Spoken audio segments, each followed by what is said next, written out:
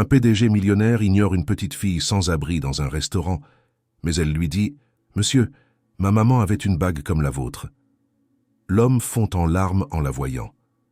Paris bruissait comme une mécanique bien huilée, ses artères remplies de klaxons impatients et de pas pressés.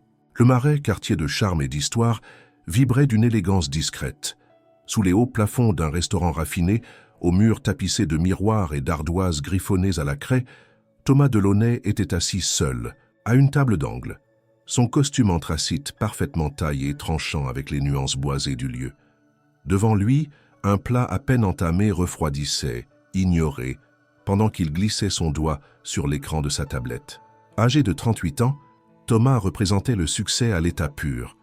Dirigeant d'une entreprise de technologie parmi les plus prometteuses d'Europe, il collectionnait les unes de magazines économiques, les invitations aux sommets internationaux et les regards admiratifs de ceux qui rêvaient d'effleurer sa trajectoire. Pourtant, son visage demeurait impassible, presque froid, comme s'il avait appris à ne plus sourire que pour les photographes.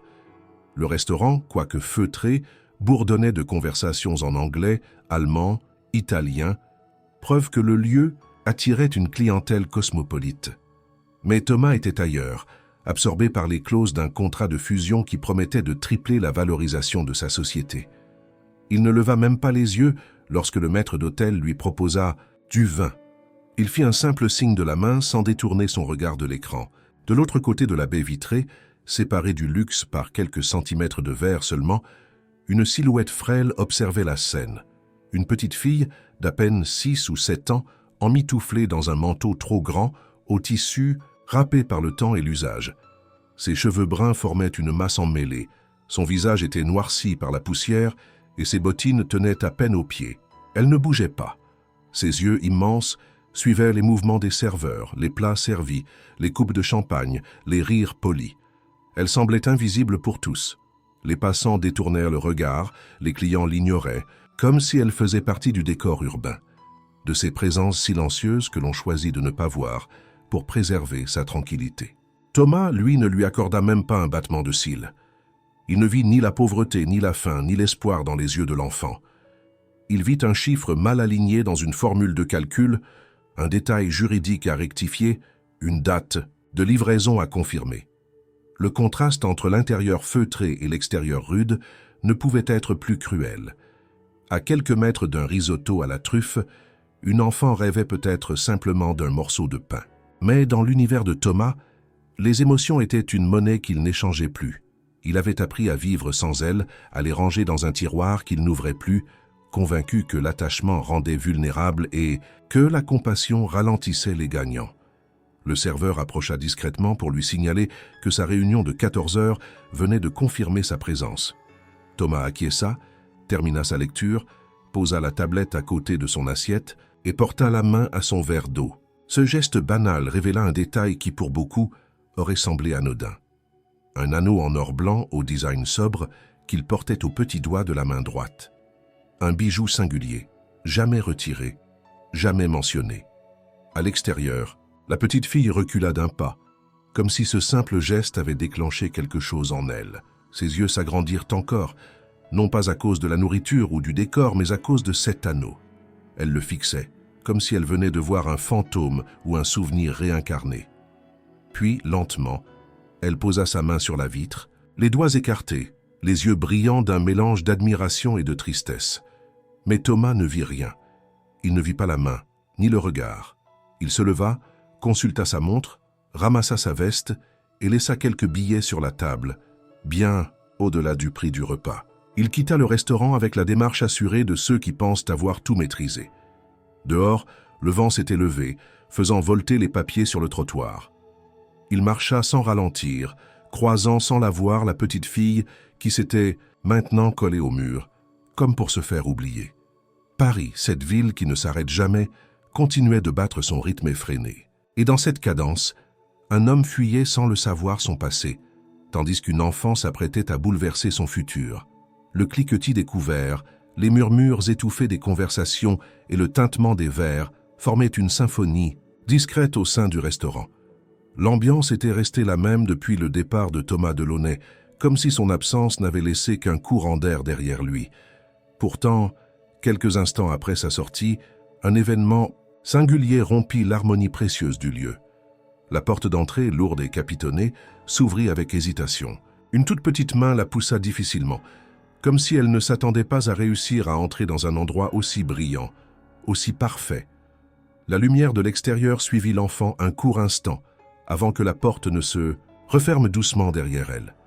Elle avait les joues rougies par le froid, les vêtements toujours aussi grands pour son petit corps et des yeux qu'on aurait cru dessinés pour pleurer, même lorsqu'il ne pleurait pas. Elle avança lentement, ses bottines raclant légèrement le sol verni. Le silence qui accompagna son entrée fut bref, à peine perceptible, mais ceux qui la virent n'eurent pas le temps de réagir tout de suite. 2 serveurs échangèrent, un regard alarmé, déjà prêt à intervenir, comme si la seule présence de cette petite fille représentait une dissonance qu'il fallait corriger au plus vite. Le maître d'hôtel fit un pas vers elle, mais s'arrêta net lorsqu'elle changea soudainement de direction et se mit à marcher droit vers la table que Thomas venait de quitter. La nappe n'avait même pas encore été relevée, la serviette était encore posée sur le côté de l'assiette.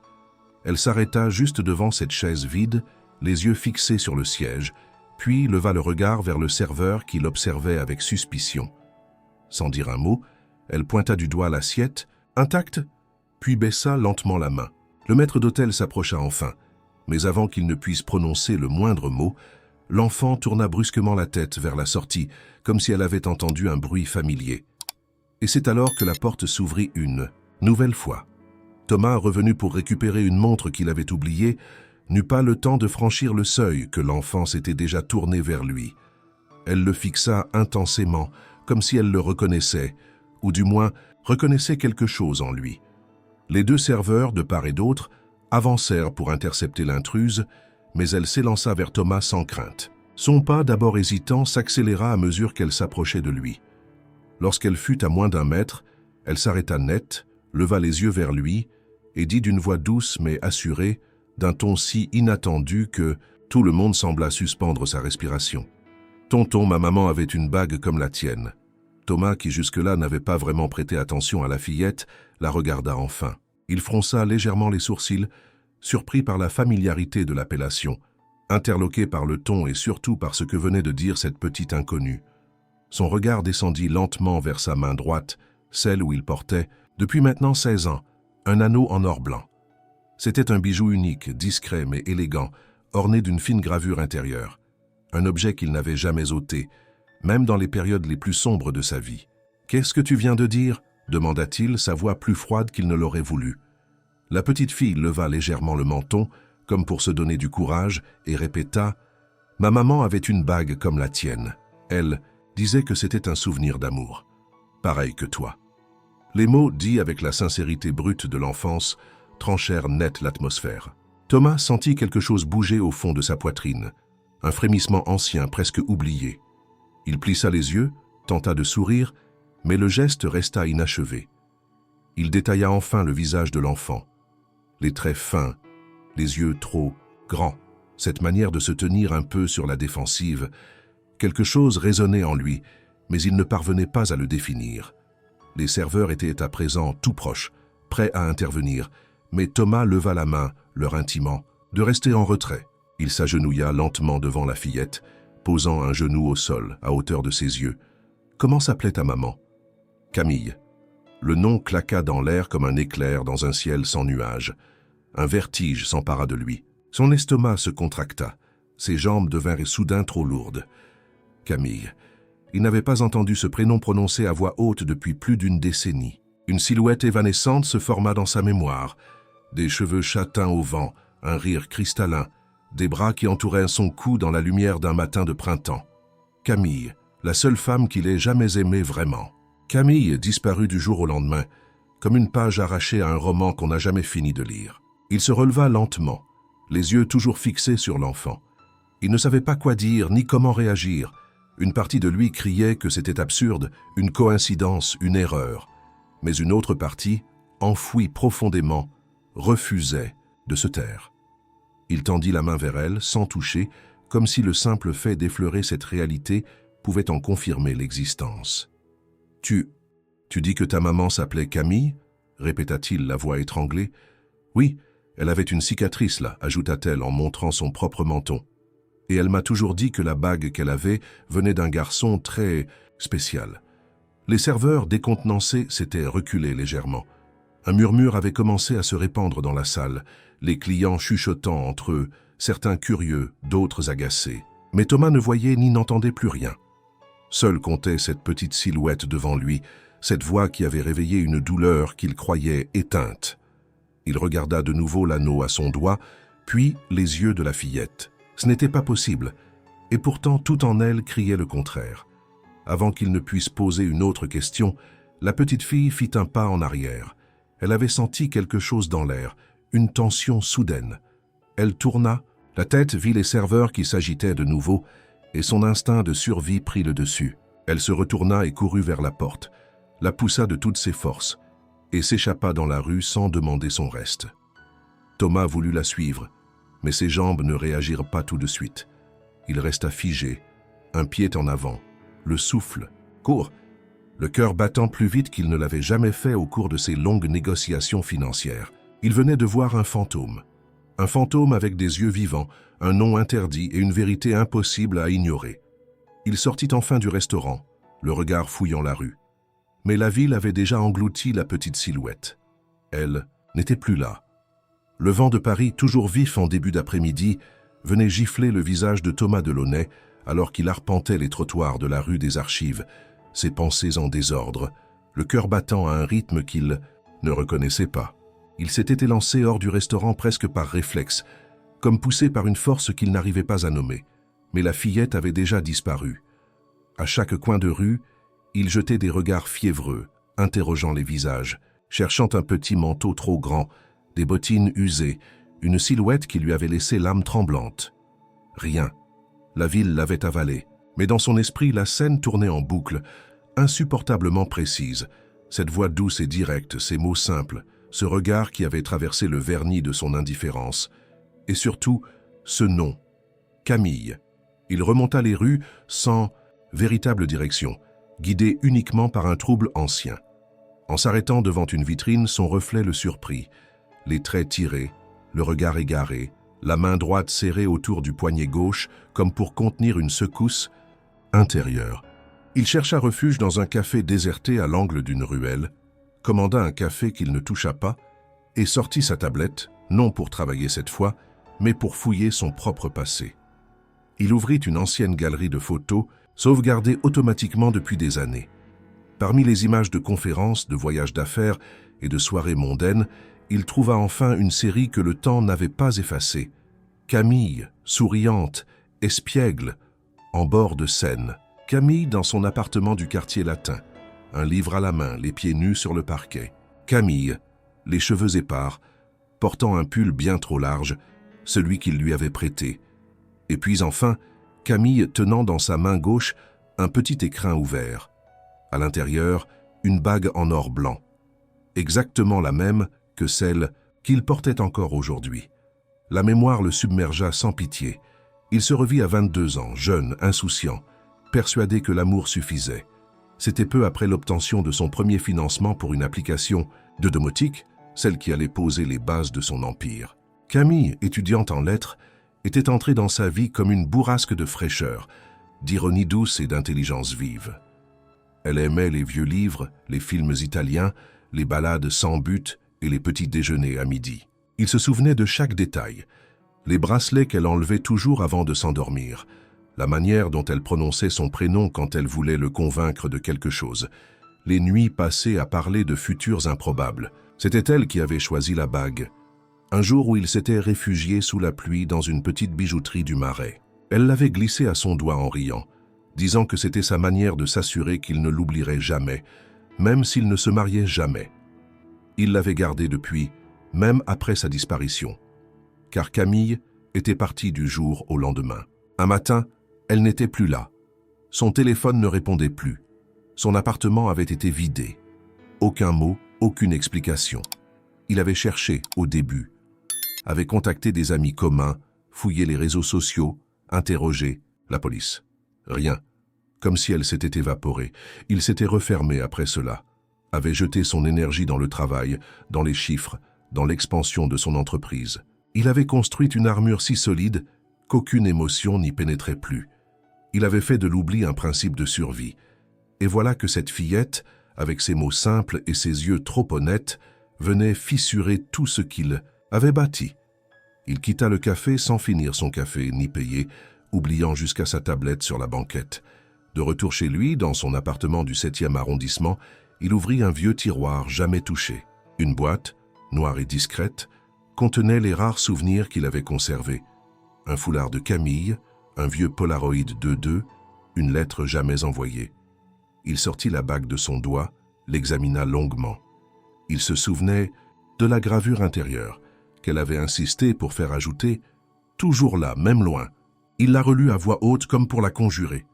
Cette phrase soudain résonnait autrement. Il se souvint aussi d'un autre détail. Camille, un soir, assise sur le rebord de la fenêtre, lui avait raconté comment elle s'était blessée, enfant en tombant d'un vélo. Une cicatrice sur le menton, qu'elle cachait sous des mèches de cheveux. Elle riait encore de la peur de sa mère ce jour-là.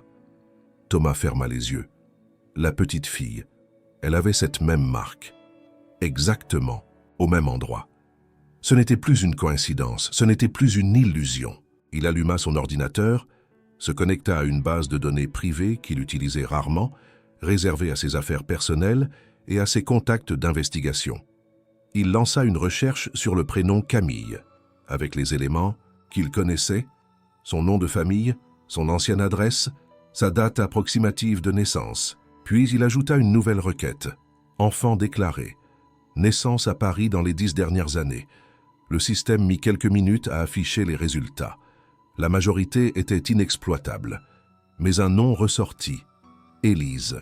Aucun père mentionné. La mère, Camille Le Marchand. Adresse inconnue. Dossier médical fermé 3 ans plus tôt. Thomas sentit le sol se dérober sous ses pieds. Tout devenait soudain réel. Ce prénom, cette bague, cette cicatrice. Élise. Camille. Et lui, au milieu de ce puzzle qu'il n'avait jamais tenté de résoudre, la nuit tomba sur Paris. Mais Thomas ne dormit pas. Il restait assis immobile face à son écran, la bague posée devant lui comme un artefact sacré. Pour la première fois depuis des années, il avait peur. Non pas de perdre une opportunité, un marché ou une part de pouvoir, mais de ne pas être à la hauteur d'un lien qu'il n'avait pas su voir venir. Et au fond de lui, une certitude commençait à prendre racine. Il devait retrouver cet enfant. Pas pour réparer le passé, mais pour comprendre ce que l'avenir attendait de lui. Paris s'étirait sous un ciel laiteux, chargé de nuages lourds, comme si la ville elle-même sentait la tension qui pesait sur les épaules de Thomas Delaunay. Il n'était plus l'homme méthodique et calculateur qui avait quitté son appartement la veille. Ses gestes étaient saccadés, ses pensées confuses. Il avait à peine fermé l'œil de la nuit, hanté par cette voix enfantine, par ce nom, par cette ressemblance troublante. Tout ce qu'il croyait stable venait de se fissurer avec la précision d'un scalpel, révélant une vérité qu'il n'avait jamais imaginée. Il avait devant lui une série de pièces éparses qui, mises ensemble, racontaient une histoire bien différente de celle qu'il s'était persuadé d'avoir vécue. Il descendit les marches de son immeuble sans attendre l'ascenseur, ignorant les salutations du concierge. Chaque pas résonnait comme un compte à rebours, comme si le simple fait d'agir maintenant pouvait lui rendre ce qu'il avait perdu sans le savoir. Arrivé sur le trottoir, il héla un taxi d'un geste nerveux et donna une adresse qu'il n'avait pas prononcée depuis 16 ans. L'ancien immeuble de Camille. C'était un bâtiment simple, dans une petite rue du quartier latin, à Bissotts, 2 pas de la rue Mouffetard. Un endroit où ils avaient à partager leurs plus beaux souvenirs, un lieu imprégné de rires, de silences tendres, de promesses murmurées entre 2 éclats de lumière. Le taxi s'arrêta et Thomas descendit, sans même attendre la monnaie. L'immeuble semblait plus vieux, les volets de certaines fenêtres étaient clos, et le nom de Camille n'apparaissait plus sur l'interphone. Il entra dans le hall, reconnut l'odeur de bois ciré et de poussière, la rampe d'escalier en fer forgé. Il monta au 2e étage. La porte de l'ancien appartement était là, semblable à ses souvenirs, mais une plaque en laiton indiquait un autre nom. Il frappa sans savoir ce qu'il espérait. Une femme d'une 60aine d'années ouvrit le regard curieux. « Je suis désolé de vous déranger, » commença-t-il. « Je cherche des informations sur la personne qui vivait ici avant vous, Camille Le Marchand. » La femme haussa les sourcils, visiblement surprise. « Camille, oui, je me souviens, une jeune fille très discrète. Elle est partie du jour au lendemain, si je me souviens bien. Il y avait eu des rumeurs, mais personne ne savait rien. J'ai emménagé ici peu de temps après. » Des rumeurs? Rien de très clair. Juste qu'elle avait des ennuis, peut-être, familiaux. Certains disaient qu'elle était partie à cause d'un homme, d'autres qu'elle était malade.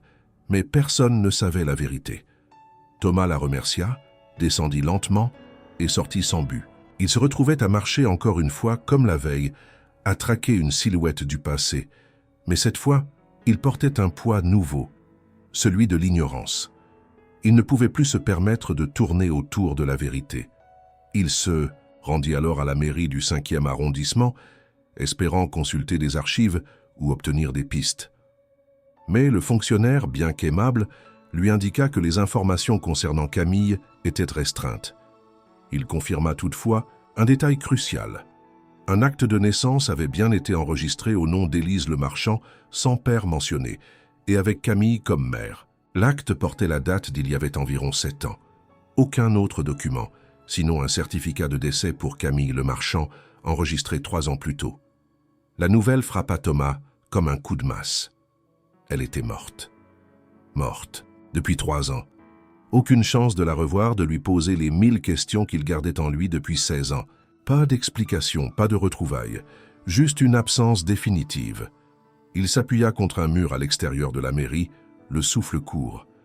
Comment une vie aussi précieuse avait-elle pu s'éteindre sans qu'il en soit informé? Comment n'avait-il rien su, rien pressenti? Et surtout, comment pouvait-il exister une enfant, peut-être la sienne, qui avait grandi sans lui, dans la rue, observant le monde à travers des vitrines sans jamais y appartenir? Il reprit. Ça marche. Son esprit encombré de pensées douloureuses. Chaque souvenir de Camille revenait avec plus de force, coloré par cette nouvelle réalité. Il se souvenait de ses silences, parfois pesants, des moments où elle semblait ailleurs, préoccupée. Il n'avait jamais cherché à comprendre à l'époque. Il avait trop de chiffres en tête, trop d'ambition, trop de certitude. Elle, peut-être, avait porté seule le poids d'un choix qu'elle croyait juste, celui de s'effacer pour ne pas compromettre sa carrière. Elle savait qu'il allait signer un contrat international décisif. Elle savait combien il avait travaillé pour en arriver là. Et peut-être dans son cœur, elle avait cru que disparaître était la seule manière de ne pas devenir un obstacle. Il s'arrêta sur un banc au bord du canal Saint-Martin, là où ils avaient l'habitude de marcher les dimanches matins. Il regarda l'eau couler lentement, comme s'il pouvait y lire des réponses. Le prénom Camille résonnait encore dans son esprit, porté par la voix de l'enfant. Elle ne l'avait pas oublié, et elle lui avait transmis ce souvenir, ce lien invisible, à travers une bague, une cicatrice, une enfant. Thomas comprenait maintenant que rien de ce qu'il avait vécu depuis la disparition de Camille n'avait eu autant de sens que cette rencontre inattendue. Il n'avait pas seulement croisé une enfant affamée, il avait croisé sa propre histoire, cachée dans les replis du temps. Une histoire qu'il n'avait pas su écrire à deux et qui s'était poursuivie sans lui. Il n'avait pas encore toutes les preuves, mais au fond de lui, une conviction grandissait. Élise n'était pas n'importe qui. Elle était liée à lui par quelque chose de plus fort que le sang. Une promesse silencieuse, un amour interrompu, mais pas éteint. Il se leva, déterminé, le regard fixé vers l'avant. S'il y avait une chance, même infime, que cet enfant soit sa fille, alors il n'avait pas le droit de l'ignorer. Camille lui avait peut-être laissé un dernier message à travers Élise, et il allait tout faire pour l'entendre. Le jour suivant, Paris s'éveilla sous une lumière terne, voilée par une brume tenace qui semblait étendre une chape de silence sur la ville. Thomas Delaunay n'avait pas retrouvé le sommeil. Ses yeux, rouges et cernés, trahissaient une nuit de veille agitée. Depuis la confirmation du nom de Camille sur l'acte de naissance d'Élise et la brutale révélation de sa mort 3 ans plus tôt, il n'était plus l'homme qu'il avait toujours cru être. L'héritier d'une multinationale, le prodige du numérique, le stratège implacable des affaires, n'était plus qu'un homme en quête d'un lien perdu, d'une vérité intime qui lui échappait depuis trop longtemps. Il était hanté par un visage qu'il n'avait vu qu'une seule fois, et pourtant il ne pouvait plus penser à rien d'autre. Il retourna à l'endroit même où il avait croisé la petite fille, le restaurant dans le Marais, toujours aussi animé. Il resta un long moment à l'extérieur, observant la rue comme s'il s'attendait à la voir surgir de nulle part. Elle n'était pas là. Mais il attendit quand même. 1 heure, puis 2. Les passants changeaient, les voitures passaient, les vitrines se reflétaient dans les flaques de pluie fine, mais elle ne venait pas. Il finit par marcher dans les ruelles avoisinantes, interroguant quelques vendeurs, des passants, même des sans-abri. Il décrivit la petite fille, ses vêtements, ses cheveux, la scène du restaurant. Tous secouèrent la tête, sauf un vieil homme, assis sur une caisse à l'abri d'un porche. Une gamine avec un manteau trop grand? Oui, je la connais, elle traîne souvent par ici. Elle parle pas beaucoup. Elle est avec une femme, je crois. Une Odette, si je dis pas de bêtises. Ce nom résonna immédiatement dans l'esprit de Thomas, bien qu'il ne signifiait encore rien pour lui. Il remercia l'homme, lui glissa quelques billets et poursuivit sa quête, désormais orientée. À mesure qu'il interrogeait les gens, une image se dessinait. Une femme d'âge moyen nommée Odette, connue dans le quartier pour s'occuper de quelques enfants des rues, leur offrant un abri, un peu de nourriture, un semblant de sécurité. On disait qu'elle habitait dans un ancien atelier, près du canal Saint-Martin, un lieu difficile à trouver, jamais ouvert, connu seulement de ceux qui en avaient vraiment besoin. Il se rendit dans cette zone, ses pas guidés par une tension sourde. Le quartier, en apparence ordinaire, prenait des allures de labyrinthe pour quelqu'un qui cherchait autre chose que des vitrines ou des cafés. Il passa devant des entrepôts désaffectés, des murs couverts de graffitis, des cours intérieures fermées par des portails rouillés. Ce fut finalement une vieille femme, vendeuse de foulards sur un coin de trottoir qui lui indiqua l'endroit exact. Une porte grise, presque invisible, cachée derrière un rideau de lierre, sans sonnette ni panneau. Thomas hésita une seconde, puis frappa. 1 fois, 2 fois. Rien. Puis la porte s'entr'ouvrit légèrement. Une femme aux cheveux grisonnants, aux traits marqués, le regarda avec méfiance. « Vous vous êtes perdu, monsieur ?» demanda-t-elle sèchement. « Je cherche Élise, » répondit-il sans détour. « Je sais qu'elle est ici. Je suis Thomas Delaunay. Je connaissais sa mère, Camille. » Le nom fit réagir la femme. Elle plissa les yeux, soupira, et après un long silence, ouvrit la porte, un peu plus. « Entrez. Mais pas de questions idiotes, pas de promesses que vous tiendrez pas. » Il la suivit à l'intérieur. Le lieu ressemblait à une ruine réhabilitée à la hâte. Des matelas posés au sol, des couvertures usées, des jouets cassés dans un coin. Une odeur de soupe, de poussière, de linge humide.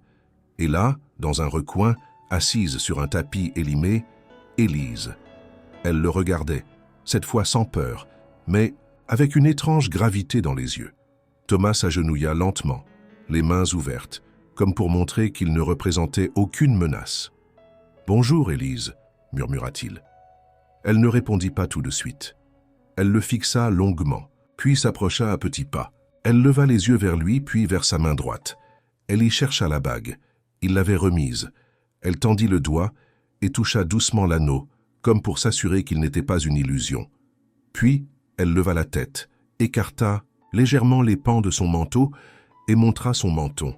« C'est là, » dit-elle simplement. Thomas observa la petite cicatrice, une fine ligne blanche, presque invisible, mais bien là. Exactement au même endroit que celle de Camille. Il sentit sa gorge se nouer. La ressemblance ne s'arrêtait pas là. Les yeux, la forme du visage, même certains gestes trahissaient cette filiation. Il sentit les larmes monter, mais les contint. Ce n'était pas le moment de faiblir. Odette s'approcha. Elle tenait une tasse de thé entre les mains qu'elle lui tendit sans un mot. Puis, après un instant, « Camille m'a confié sa fille peu avant de mourir. Elle était malade, un cancer. Elle a tenu jusqu'au bout pour ne pas abandonner Élise. Elle m'a demandé de ne jamais la laisser seule. Mais elle ne m'a jamais parlé de vous. Elle ne voulait pas me déranger, dit Thomas, plus pour lui-même que pour répondre. Il se tourna vers Élise, qui continuait de le fixer avec une intensité désarmante. Il voulut la prendre dans ses bras, mais se retint. Il savait que ce genre de geste ne pouvait pas être forcé. Alors il se contenta de lui tendre la main. Après une longue hésitation, elle la prit. À cet instant précis, quelque chose changea. Ce n'était pas encore l'amour, ni même la confiance, mais c'était un début, un fil ténu, tissé, dans le silence, entre deux êtres que la vie avait séparés avant même qu'ils ne se rencontrent. Thomas savait que le chemin serait long, semé de doutes, d'épreuves, de regards hostiles. Mais il n'était plus seul. Et surtout, il avait retrouvé ce qu'il ignorait avoir perdu, une partie essentielle de lui-même. Le lendemain, dès les premières lueurs du jour, Paris s'extirpait de son silence nocturne. Les boulangers levaient leurs rideaux métalliques. Les tramways recommençaient à serpenter les rues et les trottoirs s'emplissaient à nouveau de pas précipités. Mais Thomas Delaunay n'avait pas dormi. Après cette rencontre foudroyante, dans le repère d'Odette, après le regard d'Élise posé sur lui avec une sagesse muette, quelque chose en lui s'était éveillé de manière irréversible. Il n'était plus possible de revenir en arrière. Et pourtant, il s'était retrouvé incapable de poser les bonnes questions, d'aller au bout de ses pensées, d'obtenir les réponses qu'il cherchait. Au lieu de cela, un moment d'inattention, un geste de peur ou d'habitude, et Élise s'était de nouveau évaporée. Odette avait refusé de le laisser seul avec elle. L'échange avait été bref, presque brutal. Elle avait senti son trouble, et même si elle ne lui avait pas fermé la porte au nez, elle s'était interposée, protectrice, presque maternelle. À ses yeux, Thomas n'était qu'un inconnu surgissant du passé, peut-être un homme bien, peut-être pas. Dans les heures qui suivirent, il avait quitté l'atelier vide. Une fois dehors, sous le ciel gris de Paris, il s'était mis à marcher sans destination précise, avec pour seule certitude cette urgence dévorante de retrouver Élise. Il recommença là où il l'avait perdue, dans les rues du Marais où l'enfant avait initialement apparu. Il montra sa photo, prise discrètement avec son téléphone lors de leur première rencontre, à des vendeurs, à des passants, à des commerçants qui, pour la plupart, l'ignoraient ou secouaient la tête. D'autres, plus attentifs, la reconnurent, vaguement. Un livreur affirma l'avoir vue jouer près d'une bouche de métro. Une fleuriste parla d'une femme qui l'accompagnait parfois, décrite comme maigre, le visage creusé, une voix rauque. Cela ressemblait à Odette, mais tous les témoignages restaient flous, inconstants, presque irréels. Thomas, en costume froissé, manteau ouvert, chaussures trempées par la pluie fine, poursuivit sa recherche pendant des heures. Il ne mangea pas, ne s'arrêta que pour boire un café tiède, oubliant jusqu'à son entreprise, à ses réunions, à sa vie d'avant. Le téléphone vibrait dans sa poche, appels ignorés, messages non lus. Il avait coupé le monde pour ne pas perdre la trace d'une seule enfant. La rue devenait une arène, un labyrinthe infini dont il ne pouvait sortir qu'en la retrouvant. Il finit par retourner dans le même quartier que la veille, au bord du canal. Il observa chaque pont, chaque recoin, comme si elle allait surgir de derrière un muret ou d'un porche. Il interrogea une communauté de sans-abri installée sous un viaduc, offrant de l'argent en échange d'informations. L'un d'eux, un homme à la barbe épaisse, à la voix lente, sembla s'intéresser à la photo. « Elle est revenue, cette gamine. Mais pas longtemps. Elle était avec Odette. Elles ont parlé à une vieille dame, Jeanne, je crois. » Thomas insista pour en savoir plus. On lui indiqua une cour intérieure, à quelques rues de là, accessible seulement par une petite porte entre deux magasins. Il s'y rendit aussitôt. La vieille dame, Jeanne, l'attendait dans une minuscule chambre, les murs couverts de bibelots, de napperons et de souvenirs. Elle le fit entrer avec douceur, le regardant longuement avant de parler. « Vous cherchez Élise? Vous êtes le monsieur dont elle a parlé?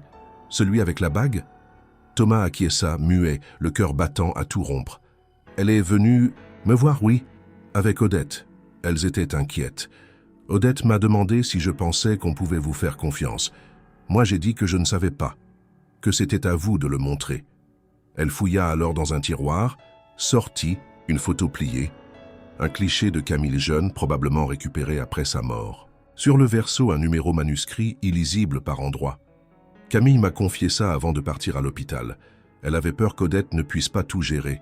Elle m'a dit, si jamais Élise est en danger, ou si un jour, quelqu'un vient et pose les bonnes questions, donne-lui ça. Thomas saisit la photo avec une précaution extrême. La vision de Camille, même en image, suffit à lui tordre les entrailles. Elle souriait, les yeux pétillants, une mèche sur le front, les mains jointes sous le menton. Il retourna la photo, lut ce qu'il pouvait du numéro et remercia Jeanne en silence. Il était trop bouleversé pour parler. Une nouvelle piste, un nouveau souffle. Il sortit, reprogramma son téléphone pour activer une recherche inversée du numéro. Cela le mena, par un enchaînement de recherches croisées, à une adresse obsolète. Il s'y rendit malgré tout. C'était un ancien foyer d'accueil fermé depuis 2 ans. L'administratrice, surprise par sa visite, fouilla dans les archives et confirma que Camille y avait bien séjourné quelque temps, en demandant l'anonymat. Elle avait refusé tout contact avec la famille ou les services sociaux, ne vivant que pour sa fille, luttant pour la soigner, refusant de placer Élise malgré les recommandations. Thomas écoutait, impuissant, chaque mot comme une flèche. Elle avait souffert en silence. Elle l'avait protégé de cette douleur en s'effaçant de sa vie, pensant lui éviter un fardeau.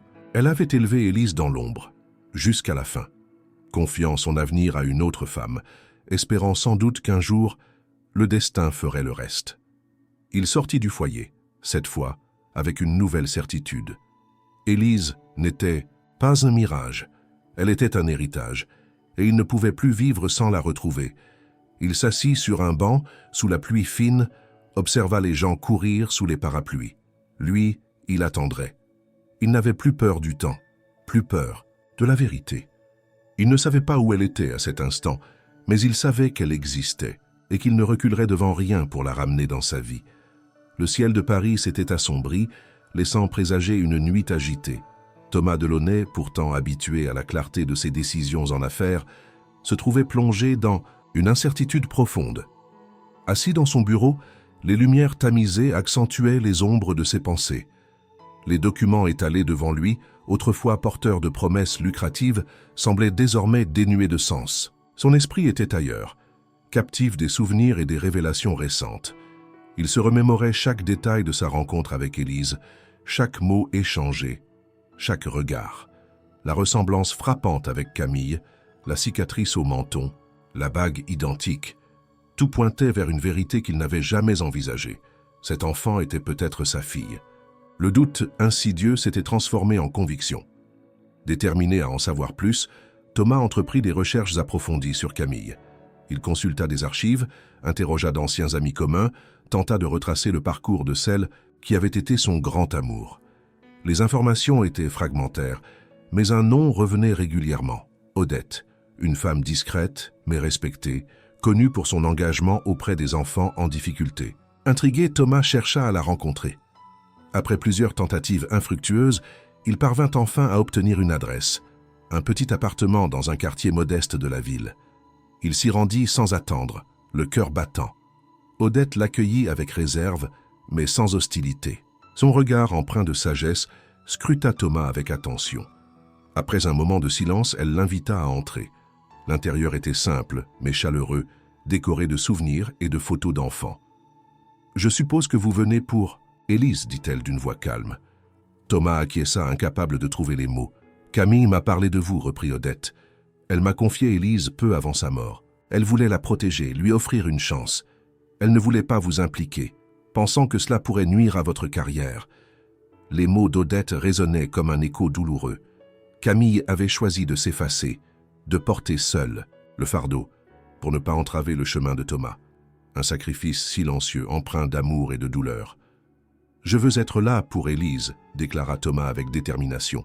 « Je veux rattraper le temps perdu, lui offrir ce qu'elle mérite. » Odette le regarda longuement puis hocha la tête. Alors il est temps de lui dire la vérité. Le lendemain, Thomas retrouva Élise dans un parc, accompagnée d'Odette. L'enfant, méfiante, l'observa sans dire un mot. Il s'agenouilla à sa hauteur, cherchant ses mots. « Élise, commença-t-il, je suis Thomas. Je connaissais ta maman. Elle était très importante pour moi, et je crois que je suis ton papa. » Un silence s'installa. Élise le fixa, les yeux grands ouverts. Puis, lentement, elle s'approcha et posa sa petite main sur la sienne. « Tu as la même bague que maman, » murmura-t-elle. Thomas sentit les larmes lui monter aux yeux. Il serra doucement la main d'Élise, promettant silencieusement de ne plus jamais la laisser seule. Le vent balayait les toits de Paris, sifflant entre les cheminées comme un soupir ancien que personne n'entendait vraiment.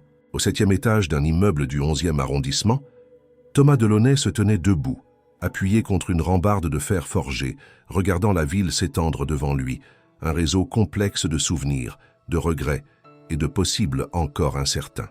L'entretien avec Odette quelques jours plus tôt n'avait pas seulement ébranlé ses convictions. Il avait fissuré des couches entières de sa mémoire, réveillant en lui un homme qu'il croyait avoir enterré sous des années de contrat. de stratégie et de conférences. Odette lui avait dit qu'elle lui remettrait quelque chose, un objet précieux, une mémoire enfermée dans du papier. Ce matin-là, il était retourné dans l'ancien atelier où elle vivait avec Élise. Cette fois, elle ne fit pas attendre. Assise dans un vieux fauteuil recouvert d'un châle tricoté main, elle tenait une enveloppe blanche, légèrement jaunie par le temps, avec son nom écrit dessus, d'une écriture fine et élégante qu'il aurait reconnue entre mille. Thomas, en lettres bleues, sans fioriture, juste ça. Un mot et tout son univers vacilla. Il prit l'enveloppe avec une délicatesse presque religieuse, comme si un seul geste brusque pouvait effacer les mots contenus à l'intérieur. Il la garda contre lui pendant quelques heures encore, incapable de l'ouvrir, marchant sans but précis dans les rues, cherchant un lieu, un moment, un silence assez profond pour accueillir cette vérité. Ce fut finalement dans un petit square, désert entre deux immeubles haussmanniens, qu'il s'assit sur un banc, sortit la lettre et la lut. « Mon cher Thomas, si tu lis ces mots, alors je ne suis plus là, et cette idée me brise encore, même maintenant, même après toutes ces années où je t'ai tenu à l'écart pour ce que je croyais être de bonnes raisons. Ce que je vais te dire, j'aurais dû te dire il y a longtemps, mais j'étais jeune, fière, effrayée, amoureuse aussi, trop peut-être. Tu te souviens de cette nuit où tu as parlé de ton grand projet, de ce contrat qui allait tout changer.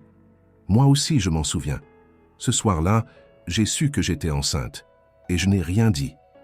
Je t'ai regardé parler de ta vision du futur des investisseurs des voyages à venir, et j'ai compris que je n'étais pas prête à t'imposer une responsabilité, qui, je croyais, aurait pu tout gâcher. Tu étais à un tournant, et moi aussi, mais pas dans le même sens. Alors j'ai pris la décision de partir, de te laisser la route libre, sans chaîne, sans conflit. C'était une folie, je le sais maintenant. J'ai eu Élise dans un petit hôpital en dehors de Paris. Je ne l'ai pas déclaré à ton nom, pas parce que je voulais te punir, mais parce que je ne savais pas comment t'expliquer. Chaque année, je pensais à t'écrire. Chaque anniversaire, chaque Noël, chaque fois qu'elle faisait quelque chose de merveilleux. Ton nom me revenait, mais je me taisais. Puis la maladie est arrivée. Elle a tout balayé. J'ai tenu aussi longtemps que j'ai pu, mais le corps a ses limites. Quand j'ai su que je ne verrais pas Élise grandir, j'ai eu peur. Pas pour moi, mais pour elle. Alors j'ai confié tout ce que je pouvais à Odette, une femme au cœur vaste et aux mains solides. Elle a promis de veiller sur elle. Mais si jamais tu retrouvais cette lettre, si jamais tu arrivais jusqu'à elle, je veux que tu saches que tu as toujours été son père, même à distance, même en silence. Je ne te demande pas pardon, car je sais que ce que j'ai fait était impardonnable pour certains. Je te demande seulement de regarder Élise avec les yeux que tu avais pour moi autrefois, sans jugement, sans crainte, avec amour. Elle a besoin de quelqu'un de fort, de présent. Et toi, Thomas, tu es cet homme, même si tu ne le sais pas encore. Si tu acceptes cela, si tu choisis d'être là pour elle, alors je pourrai partir en paix. Camille. Il relut la lettre 3 fois. À chaque lecture, les mots semblaient plus lourds, plus vrais, plus impossibles à ignorer. Il resta longtemps immobile, les yeux fixés sur le papier tremblant dans ses mains. Tout ce qu'il avait vécu depuis la disparition de Camille, tous les murs qu'il avait érigés pour se protéger, s'effondraient sous le poids de ces phrases simples et définitives. La colère vint ensuite, non pas contre elle, mais contre lui-même, contre cette version de lui qui n'avait pas vu, pas compris, pas cherché à comprendre. Il avait été tellement absorbé par sa propre trajectoire qu'il n'avait jamais pensé à regarder en arrière, à questionner cette disparition abrupte. Il s'était réfugié dans l'idée confortable que Camille l'avait quitté sans raison valable. Il avait préféré la croire égoïste plutôt que d'affronter sa propre indifférence. Mais maintenant, il savait. Et il n'y avait plus d'excuses. Il se leva, le cœur plus lourd mais aussi plus clair. Il retourna chez Odette, frappa à la porte, cette fois avec une détermination nouvelle. Lorsqu'elle ouvrit, elle vit immédiatement le changement en lui. Elle le laissa entrer sans un mot, le regarda s'approcher d'Élise qui jouait avec un vieux puzzle sur le tapis. Il s'agenouilla à ses côtés, sortit la lettre et la posa doucement devant elle. « C'est une lettre de ta maman, dit-il. Elle parle de toi et de moi. » Élise le regarda avec des yeux grands ouverts. Elle ne savait pas encore lire couramment, mais elle comprit l'importance du moment. Elle tendit la main, caressa le papier, puis laissa Thomas la serrer contre lui pour la première fois. À cet instant, rien d'autre ne comptait. Ni les tests à venir, ni les procédures, ni les doutes du monde extérieur. Il y avait la mémoire de Camille, la confiance naissante d'Élise et cette lettre simple et puissante qui venait de réécrire toute une vie. La lettre de Camille n'avait pas simplement bouleversé Thomas, elle l'avait métamorphosé. Il n'était plus le même homme depuis qu'il avait tenu ce papier entre ses mains.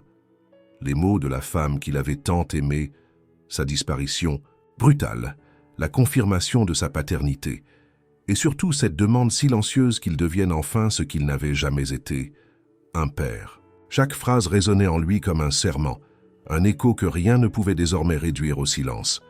Il se leva le lendemain avant l'aube, les traits tirés, le regard fixe. Ce jour-là, il décida qu'il devait faire ce qu'il avait toujours évité, retourner là où tout avait commencé, là où Camille reposait, dans ce cimetière modeste dont Odette lui avait donné l'adresse. Le trajet fut long. Le cimetière se trouvait dans une petite ville de province, à près de 2 heures de Paris. Il n'avait pas pris sa voiture habituelle, ni convoqué de chauffeur. Il s'était simplement fondu dans le wagon d'un train matinal, solitaire parmi les pendulaires somnolents. À la main, il tenait un bouquet de pivoine, les fleurs préférées de Camille, qu'il avait acheté dans une petite boutique tenue par une fleuriste âgée à qui il avait dit, sans trop savoir pourquoi, que c'était pour quelqu'un d'important. Le silence du compartiment lui avait permis de réfléchir, ou plutôt de ne pas penser, laissant les paysages défiler comme les images de sa mémoire. Le sourire de Camille, son rire quand elle le corrigeait sur un mot mal prononcé.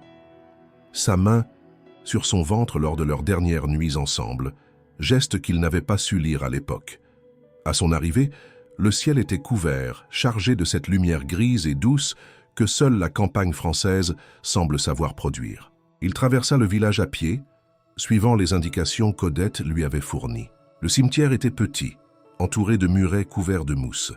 Les tombes étaient simples, certaines abandonnées, d'autres encore fraîches. Il chercha un long moment avant de la trouver. Camille le marchand. Une pierre modeste, une photo, ovale encadrée de porcelaine et juste en dessous, une épitaphe courte. Toujours là, même loin. La même phrase gravée à l'intérieur de sa bague. Thomas sentit ses jambes flancher. Il s'agenouilla, déposa les pivoines et resta un long moment sans rien dire. Il regardait la pierre, mais c'était le passé qu'il voyait. Ce qu'ils avaient été, ce qu'ils auraient pu être. Il pensa à toutes les années perdues, à tous les moments qu'il n'avait pas vécus, à cette grossesse qu'elle avait affrontée seule, à cette enfance qu'il avait manquée. Puis lentement il parla. Pas fort, pas pour être entendu de quiconque, mais avec une sincérité nue, sans défense. « Je suis en retard, Camille, en retard pour tout. Je ne peux pas revenir en arrière, mais je te le promets, je ne vais plus fuir. Je ne vais plus me cacher derrière mes succès ou mes décisions. Je vais m'occuper d'elle, comme j'aurais dû le faire, comme tu l'aurais voulu. » Il resta ainsi, agenouillé, les mains jointes, les yeux fermés. Un long moment. Puis il se leva, le regard plus clair, l'âme alourdie d'un poids nouveau, celui de la responsabilité. Le retour à Paris se fit dans le même silence. Mais en lui, une transformation s'était opérée. Il n'était plus en quête de vérité. Il la portait désormais. Dès le lendemain, il entreprit les démarches nécessaires. Il consulta un avocat spécialisé dans les droits de la famille, expliquant son cas avec précision. Il parla de Camille, de la lettre, de la filiation probable, et surtout de son désir profond de prendre soin d'Élise. L'avocat, surpris mais professionnel, le mit en garde. Le processus serait long, semé d'obstacles, d'autant plus que la mère était décédée et qu'aucune filiation légale n'avait été enregistrée. Un test ADN serait nécessaire, mais même cela ne suffirait peut-être pas à convaincre un juge. Il faudrait prouver son engagement, sa stabilité, sa capacité réelle à élever une enfant déjà fragilisée par la vie. Thomas accepta tout cela sans broncher. Il commença à aménager son appartement, non plus pour ses réceptions ou ses rendez-vous, mais pour une enfant. Il transforma une pièce en chambre, contacta des éducateurs, des psychologues, lut tout ce qu'il pouvait sur l'enfance, sur les traumatismes, sur la manière d'apprivoiser la douleur d'un enfant qui n'a connu que l'abandon. Chaque décision qu'il prenait était guidée par une seule pensée, être digne d'elle. Il passa aussi du temps avec Élise. Au début, leurs échanges étaient brefs, hésitants. Elle l'observait toujours avec cette gravité silencieuse, comme si elle cherchait à comprendre s'il disait vrai. Puis, peu à peu, elle se laissa approcher. Elle accepta de marcher avec lui, de s'asseoir à côté de lui, de dessiner pendant qu'il lisait. Un jour, elle lui demanda ce que faisait sa maman quand elle avait peur. Il lui répondit qu'elle chantait doucement, une vieille chanson française que Camille adorait. Élise la lui demanda. Il la chanta d'une voix rauque, les yeux embués. Et elle sourit. Ce sourire simple, fragile, fut pour Thomas une récompense plus grande que toutes ses réussites passées. Il comprit alors que cette nouvelle vie, commencée dans la douleur, portait en elle une promesse, celle d'un avenir construit non sur la fuite ou l'ambition, mais sur l'amour, sur la présence, sur l'engagement. Il n'était plus un homme seul, il était un père, ou du moins il était en train de le devenir, et cette transformation, il la devait à Camille, à son silence, à sa lettre, à cette force incroyable qu'elle avait eue de croire en lui, même sans qu'il le sache. Le matin s'était levé sur Paris dans une lumière froide et tranchante, comme si la ville elle-même ressentait la tension qui gagnait le cœur de Thomas. Assis dans le hall d'un bâtiment administratif, il observait les gens entrer et sortir, avec la fébrilité propre au lieu où l'avenir se joue dans des dossiers et des signatures. Il n'était pas venu en tant que PDG, ni comme figure publique. Il était là comme homme, comme père présumé, comme celui qui devait convaincre que le lien qui l'unissait à Élise allait bien au-delà de la génétique, qu'il méritait une place dans sa vie même sans preuve écrite, même sans le temps passé. Quelques jours auparavant, son avocat lui avait exposé avec une froideur professionnelle la complexité du processus. L'absence de filiation déclarée à la naissance, la mort de Camille, le fait que Thomas n'avait jamais été informé de la grossesse. Tout cela rendait la situation juridiquement floue. Le juge des affaires familiales ne se contenterait pas d'une lettre posthume ou d'un récit empreint d'émotion, aussi authentique soit-il. Ce qu'il fallait, c'était une preuve tangible, un dossier solide, un comportement irréprochable, et si possible, un test ADN. Thomas s'était donc rendu avec Élise dans un centre agréé pour effectuer les prélèvements. L'enfant, bien que silencieuse, n'avait montré aucune peur. Elle avait tendu son bras pour la prise de sang sans protester, sans poser de questions.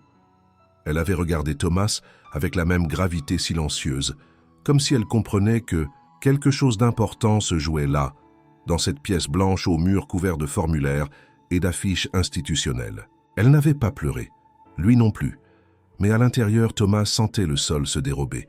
Il n'avait pas peur du résultat, il avait peur que ce résultat ne suffise pas. Et il avait raison. Une semaine plus tard, l'avocat lui annonça que le test était non concluant, pas négatif, pas positif, inexploitable. Le laboratoire expliquait qu'en l'absence de prélèvement direct de la mère, il était impossible de certifier la filiation avec une certitude suffisante. La seule option serait une exhumation du corps de Camille, ce que la loi rendait extrêmement difficile sans consentement familial, inexistant dans ce cas. Thomas, abasourdi, resta silencieux un long moment. Tout ce qu'il croyait pouvoir offrir comme preuve scientifique venait de s'effondrer. Il se retrouva face à ce qu'il avait toujours fui, devoir prouver l'intangible, défendre une vérité intérieure sans chiffres, sans documents, sans équations. Il n'abandonna pas. Il reprit le dossier avec son avocat, compléta chaque formulaire, rassembla des témoignages. Odette rédigea une déclaration longue et poignante, expliquant comment Camille lui avait confié Élise, comment elle lui avait parlé de Thomas, comment elle avait exprimé le souhait que, s'il réapparaissait, un jour il puisse jouer un rôle. Jeanne, la vieille dame du quartier, fit de même. Même la fleuriste qui avait vu Thomas acheter les pivoines parla de son trouble évident. Il rassembla aussi des photos, celles de Camille portant la bague, des images de lui à la même époque avec le même bijou, des extraits de journaux, des lettres. Il reconstitua leur histoire, pierre par pierre, comme on reconstruit une maison après une tempête. La date de l'audience arriva. Ce fut une matinée grise et froide, et pourtant, en se rendant au tribunal, Thomas ressentait une forme de calme. Il était prêt. Pas certain, mais prêt. Il portait un costume simple, sans cravate, un manteau sombre. Élise l'accompagnait, habillée chaudement, une écharpe autour du cou. Elle lui tenait la main sans trembler. Devant la salle, ils attendirent, ensemble, en silence. Puis on les appela. La juge était une femme d'une 50aine d'années, au visage sévère, aux lunettes rectangulaires. Elle lut le dossier avec attention, posa des questions. À Thomas, à l'avocat, à Odette, présente aussi, qui répondit avec calme et fermeté. Mais ce fut lorsque la juge se tourna vers Élise que l'atmosphère changea. Elle lui demanda doucement si elle savait pourquoi elle était là. Élise hocha la tête. Puis, sans que personne ne lui demande, elle sortit de son petit sac une feuille pliée en 4. Elle la tendit à la juge qui l'ouvrit. C'était un dessin, dessiné au crayon de couleur. Une maison, un ciel bleu, un arbre. Et 3 personnages se tenant par la main. Une femme aux cheveux châtains, un homme brun, une petite fille entre les deux. Au-dessus, un mot maladroit mais lisible, « Nous ». Le silence qui suivit fut total. La juge fixa le dessin un long moment. Elle posa ses lunettes, puis regarda Élise. « Qui sont ces personnes ?»« C'est maman, c'est lui et c'est moi, dit-elle. Maman est dans le ciel, mais elle nous regarde. Elle disait qu'un jour je saurais reconnaître mon papa, c'est lui. » Elle désigna Thomas sans hésitation. Il n'y eut plus de débat. La juge, après quelques minutes de réflexion, déclara que, bien que la preuve biologique n'ait pas pu être apportée, les circonstances, les témoignages, la lettre de la mère, la volonté de l'enfant et l'engagement visible de Thomas justifiaient une garde provisoire. Le mot résonna comme une victoire discrète, un souffle nouveau dans un monde de procédures rigides. Il ne s'agissait pas encore d'adoption ni de reconnaissance officielle, mais c'était un pas immense. Thomas prit Élise dans ses bras à la sortie du tribunal. Elle enfouit son visage dans son manteau sans dire un mot. Et lui, pour la première fois, laissa couler ses larmes. Non pas de tristesse ou de frustration, mais d'un soulagement si profond qu'il semblait venir d'une autre vie. Il ne s'agissait plus de convaincre. Il s'agissait maintenant d'aimer, de construire, de réparer. La plus grande bataille venait d'être gagnée. Non dans un conseil d'administration, mais dans le regard d'un enfant. Et pour Thomas, c'était la seule victoire qui comptait désormais. Le silence du matin fut rompu par les pas d'Élise sur le parquet ancien de l'appartement que Thomas avait désormais aménagé pour elle. Depuis la décision du tribunal lui accordant la garde provisoire, une nouvelle routine s'était installée, faite de gestes simples mais essentiels: préparer un petit déjeuner, choisir des vêtements ensemble, s'assurer que les devoirs soient faits et surtout prendre le temps. Thomas, lui qui avait toujours vécu dans l'urgence des chiffres et des échéances, apprenait enfin ce que signifiait vivre au rythme d'un enfant. Et c'était une révélation constante, déroutante et douce à la fois. Élise ne parlait pas beaucoup, mais ses gestes devenaient plus confiants. Elle s'approchait de lui sans crainte, lui montrait ses dessins, lui posait des questions parfois étranges, parfois désarmantes. Un matin, elle lui demanda si les étoiles avaient des souvenirs. Il ne sut pas quoi répondre immédiatement.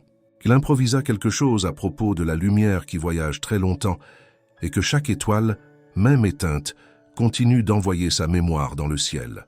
Elle hocha la tête, satisfaite. Cette réponse la contentait. Camille sans doute aurait su quoi dire, avec des mots plus tendres. Mais Thomas apprenait, pas à pas. Malgré ce progrès visible, il restait une ombre. La garde n'était que provisoire. À tout moment, une décision administrative pouvait remettre en cause cette fragile construction. Thomas le savait, et il se battait chaque jour pour prouver sa stabilité. Il réorganisa son emploi du temps, délégua des responsabilités dans son entreprise, engagea un pédagogue spécialisé, aménagea des espaces adaptés à l'enfance dans son appartement. Il participa même à des ateliers pour parents, en situation d'accueil, entouré d'hommes et de femmes qui, comme lui, tentaient de donner un sens à une relation qui ne s'était pas construite dans la norme. Mais au-delà de toutes ces démarches, c'est Élise qui bouleversait les certitudes des adultes. Un jour, alors qu'il revenait d'un atelier de dessin dans un centre communautaire, elle s'arrêta soudain dans la rue. Elle tenait dans ses mains une feuille couverte de formes colorées. Mais ce n'était pas un dessin comme les autres. Il s'agissait d'un schéma, presque narratif, représentant différentes scènes. Dans un coin, une femme aux longs cheveux bruns.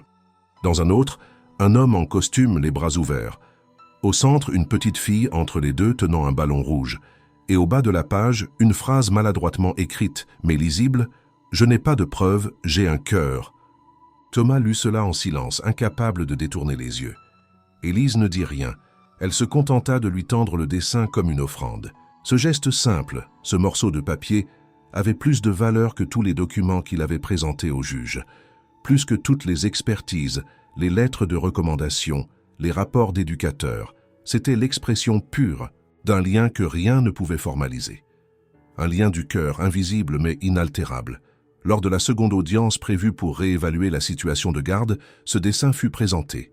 L'avocat de Thomas, d'abord réticent à l'idée d'introduire un document aussi personnel dans un dossier juridique, fut convaincu en voyant la réaction de la juge lors de la première audience.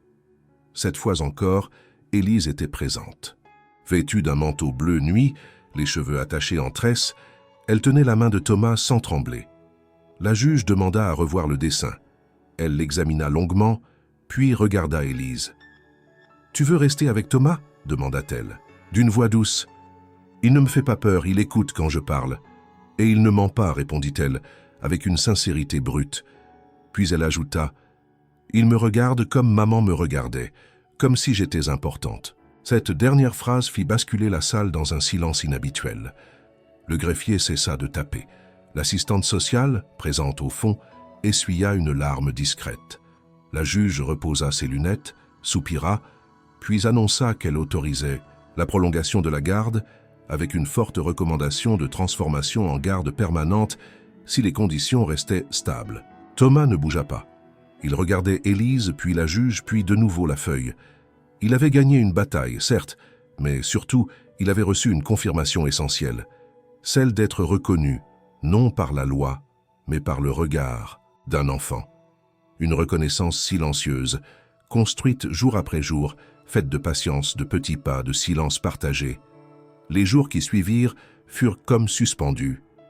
Thomas acheta un tableau de liège et y accrocha le dessin. Il le plaça dans le salon à la vue de tous, comme une bannière discrète de leur victoire. Élise, elle, continua à évoluer. Elle apprit à faire du vélo sans roulette. Elle récita un poème à l'école, reçut une médaille pour un concours de lecture. Et chaque soir, elle demandait à Thomas de lui lire une page d'un vieux roman. Il choisit Les Misérables. Elle ne comprenait pas tout, mais elle aimait la musique des mots, la douceur de sa voix. Un soir, alors qu'il la bordait dans son lit, elle demanda « Si maman nous regarde, tu crois qu'elle est fière ?» Il lui caressa les cheveux et répondit sans hésiter « Je suis sûr qu'elle est fière de toi. Et peut-être un peu de moi aussi. » Élise ferma les yeux avec un petit sourire. Pour elle, la réponse suffisait. Et dans ce silence, Thomas comprit que parfois, les liens les plus forts ne sont pas écrits dans les registres, mais dans les cœurs. Ce soir-là, il resta assis longtemps à côté de son lit, regardant son visage endormi, écoutant sa respiration calme. Il n'avait pas besoin d'un juge, d'un test, ni même d'un titre. Il savait. Il était son père, et elle l'avait reconnu bien avant lui. Les semaines suivantes s'écoulèrent à un rythme lent mais riche, comme si le temps lui-même avait décidé de s'adapter à la transformation intérieure de Thomas. Il ne vivait plus selon le battement des marchés financiers ou les alertes de son agenda électronique, mais selon les rituels simples de la vie avec une enfant. Il ne courait plus entre deux avions, il marchait lentement, en tenant une petite main dans la sienne. L'appartement, autrefois silencieux et ordonné à l'extrême, avait changé de visage. Les murs étaient désormais ornés de dessins colorés, de guirlandes en papier, de photographies nouvelles où deux visages souriaient côte à côte. Élise, libérée peu à peu de la peur de l'abandon, se révélait. Elle chantait parfois, le matin en s'habillant, s'intéressait aux livres de contes, posait 1000 questions sur les choses qu'elle découvrait chaque jour. Elle était encore prudente, marquée par les années d'errance et d'incertitude, mais sa confiance croissait à vue d'œil. Elle ne cherchait pas à plaire. Elle était, simplement. Et Thomas, qui avait passé sa vie à se forger une image parfaite, apprenait avec elle que l'amour ne résidait pas dans la perfection, mais dans la présence. Il réorganisa toute sa vie professionnelle pour être plus disponible. Il refusa des conférences, délégua des missions stratégiques, désinstalla des applications de suivi de données de son téléphone. Son équipe dirigeante fut d'abord déstabilisée par ce changement radical. Certains murmuraient qu'il perdait de vue l'essentiel, que sa position exigeait un certain sacrifice. Mais Thomas ne les écoutait plus. L'essentiel avait changé de forme. Il avait compris que ni les titres, ni les chiffres ne remplissaient les silences de la nuit, ni ne consolaient les larmes d'un enfant. Il embaucha une assistante spécialisée en pédagogie et en accompagnement émotionnel, non pour déléguer son rôle de père, mais pour mieux l'assumer. Leur quotidien se construisait avec des gestes modestes. Aller ensemble au marché, faire un gâteau un dimanche pluvieux, écrire une lettre à Camille pour la lire à voix haute devant une bougie. Ces rituels les reliaient à une histoire plus grande qu'eux, une mémoire tissée entre l'absence et le présent. Chaque petit moment partagé réparait quelque chose, un pan de solitude, un éclat de douleur, un fragment de vide. Thomas découvrait une nouvelle forme de force, non plus imposée par le pouvoir ou la stratégie, mais née de l'écoute, de l'attention, du soin. Il se rendait parfois au cimetière de Camille avec Élise. Ensemble, ils nettoyèrent la pierre, apportèrent des fleurs, s'asseyaient en silence. Élise posait parfois une question, demandait si sa mère l'aurait trouvée belle, avec telle robe ou ce qu'elle aimait manger. Thomas répondait avec les souvenirs qu'il avait, parfois complétés d'une touche de poésie, car l'imaginaire aussi avait sa place dans la transmission. Un jour, Élise lui demanda « Est-ce que maman t'aimait encore quand elle est partie ?» Il la regarda longuement avant de répondre avec cette honnêteté tendre qu'il cultivait désormais. « Je crois qu'elle m'aimait plus que je ne l'ai compris, et qu'elle est partie pour moi, pas contre moi. » Cette phrase fut pour Élise une clé. Elle ne posa plus jamais cette question. Elle commença alors à parler d'avenir. Elle voulait un chien, peut-être. Elle voulait visiter la mer, apprendre à nager. Elle rêvait d'un jardin. Thomas, qui n'avait jamais songé à quitter Paris, envisagea pour la première fois une maison en dehors de la ville.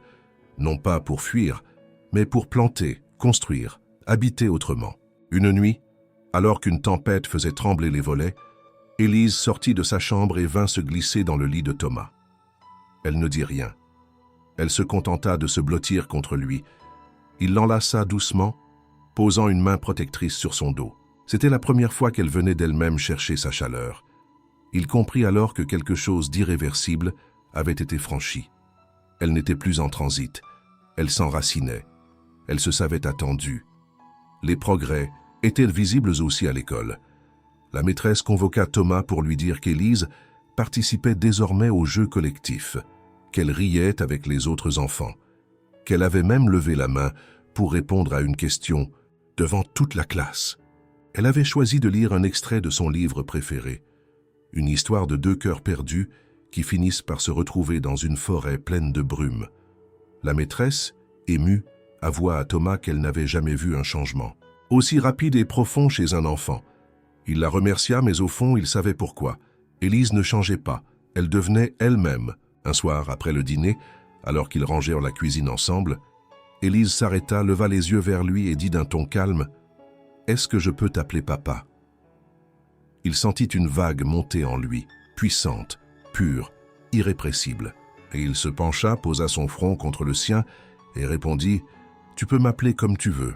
Mais papa, ce serait le plus beau mot du monde. » Elle sourit puis reprit sa tâche sans rien ajouter. Ce soir-là, Thomas écrivit à Camille, pas une lettre à lire à voix haute. Une lettre qu'il plia soigneusement et plaça dans une boîte avec d'autres souvenirs. Il y écrivait simplement « Elle m'a choisi, tu avais raison, merci. » Entre les murs de l'appartement, il n'y avait plus d'écho vide, plus de pièces froides. Il y avait des voix, des rires, des traces de pas, des jouets éparpillés, des dessins accrochés de travers. Il y avait la vie. Pas celle des conférences et des décisions stratégiques, mais celle précieuse des secondes partagées. Thomas savait que le chemin était encore long. Il ne savait pas ce que l'avenir lui réservait.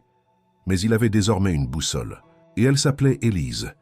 Il faisait doux ce matin-là, et Paris semblait respirer à un rythme plus calme.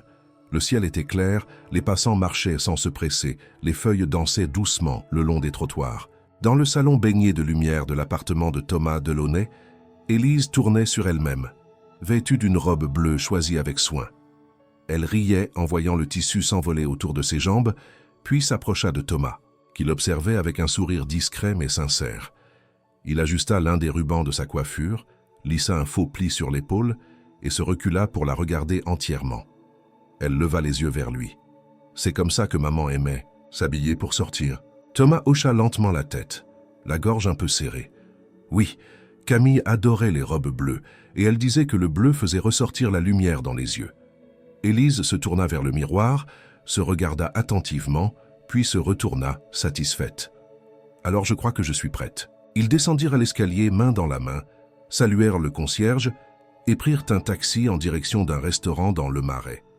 Ce n'était pas un lieu choisi au hasard. C'était le même où tout avait commencé. Le même où Thomas, il y avait plusieurs mois, l'avait vue pour la première fois derrière la vitre, petite silhouette affamée et silencieuse, invisible pour le monde, mais pas pour le destin. Aujourd'hui, elle y revenait non plus comme une étrangère, mais comme une invitée, attendue, reconnue, aimée. Le personnel du restaurant, informé de leur venue, les accueillit avec chaleur. Une table avait été dressée à la même place, près de la fenêtre. Thomas y guida Élise, l'aida à s'installer, puis s'assit en face d'elle. La serveuse, souriante, leur apporta les menus. Élise les étudia avec sérieux, puis leva les yeux. « Tu penses que maman aurait pris quoi ?»« Probablement, quelque chose avec des fraises. » Élise hocha la tête, plia le menu et déclara avec assurance « Alors je veux un dessert aux fraises. C'est ce que maman aurait voulu. Et moi aussi, maintenant. » Pendant qu'elle observait la rue à travers la vitre, Thomas posa un regard sur sa main. La bague, ce cercle d'or blanc qu'il portait depuis presque 20 ans, brillait doucement, sous la lumière. Elle avait traversé tant de silence, tant de chagrin. Elle avait été longtemps le symbole d'une absence, d'une rupture, d'un amour perdu. Mais désormais, elle portait une autre mémoire. Elle était le pont entre deux temps, entre un passé douloureux et un présent réparé. Il pensa à tout ce que ce petit objet avait vu. Le jeune homme qu'il avait été, fou d'ambition, aveugle à ce qui comptait vraiment. L'homme blessé, enfermé dans le travail et la solitude. Et aujourd'hui, cet autre lui-même, assis face à une enfant qu'il n'aurait jamais imaginé aimer avec tant de profondeur. Il se demanda un instant s'il devait continuer à porter cette bague. Puis il comprit que oui, non plus comme un souvenir figé, mais comme un témoin vivant. Non d'un amour perdu, mais d'un amour transmis. Élise, curieuse, tendit la main vers lui. « Tu la porteras toujours, la bague. »« Oui, mais maintenant elle ne me fait plus mal. Elle me rappelle que même ce qu'on croit perdu peut revenir, d'une autre manière. » Elle sourit, puis lui tendit sa propre main. Il la prit. Sa petite paume était tiède, confiante. Ils restèrent ainsi quelques secondes, dans ce geste si simple mais si fort. Le repas se passa dans une atmosphère légère. Ils parlèrent de tout et de rien. Élise raconta une blague entendue à l'école, imita son institutrice, fit de grands gestes en racontant une histoire de chat perché. Thomas riait, écoutait, répondait. Il n'y avait plus de gêne, plus de barrières. Ils étaient devenus une famille. Peut-être pas selon les modèles habituels, mais selon une vérité plus essentielle. À la fin du repas, la serveuse s'approcha avec un plateau. Dessus, 2 desserts. Une tarte aux fraises pour Élise, une autre plus petite pour Thomas. Avant de partir, la jeune femme demanda avec politesse une dernière chose. Un café, un thé, une surprise. Élise regarda Thomas, puis la serveuse, et répondit « Juste des fraises. C'est comme ça que maman aurait aimé finir. » Ils quittèrent le restaurant un peu plus tard, le ventre plein, le cœur léger. Sur le trottoir, Thomas regarda Élise courir quelques pas devant lui, ses cheveux flottant au vent, sa robe virevoltant comme une aile d'oiseau. Il la rejoignit, lui tendit la main. Elle la prit immédiatement. « Tu sais, dit-elle, j'aimerais bien qu'on vienne ici tous les ans. D'accord, le même jour, même endroit, et avec des fraises. Promis ? Promis. » Ils continuèrent à marcher, lentement, dans la lumière dorée de l'après-midi. Paris les entourait, familière et nouvelle. Et dans la main de Thomas, la bague brillait toujours. Mais cette fois, elle n'était plus un anneau de chagrin. Elle était un cercle d'amour, de mémoire et de renouveau. Un symbole qui, loin d'encercler le passé, ouvrait l'avenir.